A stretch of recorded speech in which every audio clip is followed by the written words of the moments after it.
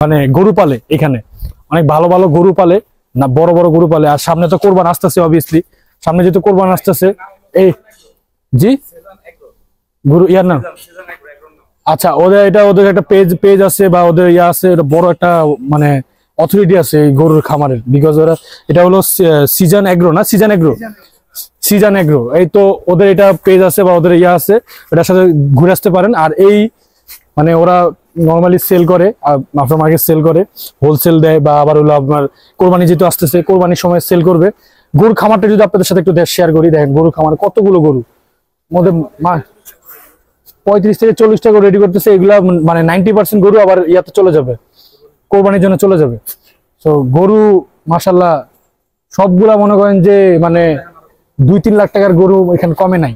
আরেকটু যদি আপনাদের সাথে শেয়ার করি, একটু যদি দেখা এই জায়গায় ওদের মানে পরিনিষ্কাশন ব্যবস্থা সবকিছু কিন্তু অনেক সুন্দর লাগছে আমার কাছে। বিকজ দেখেন মানে একটা গরুর খামার একবারে নেট এন্ড ক্লিন, মানে প্রতিনিয়ত কিন্তু ওরা সাফ করতেছে, ক্লিন করতেছে।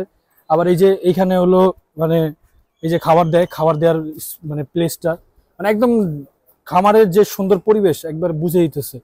আর প্রত্যেকটা গরু দেখলে মায়া লাগতেছে, এরকম একটা অবস্থা, চেহারাগুলো অনেক ইনোসেন্ট ইনোসেন্ট লাগতেছে। আর এই প্রত্যেকটা ফ্যান চালাই দিছে, ফ্যান চলতেছে যাতে গরম ফিল না করতে পারে।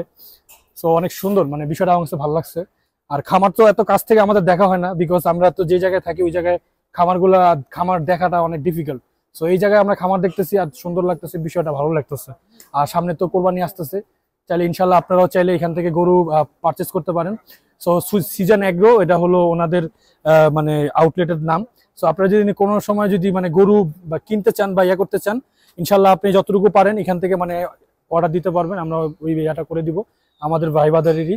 সো ইনশাল্লাহ আসবেন, এই গরুর ইয়াটা ভিজিট করতে পারেন। আচ্ছা আরেকটা বিষয় যেটা বলি,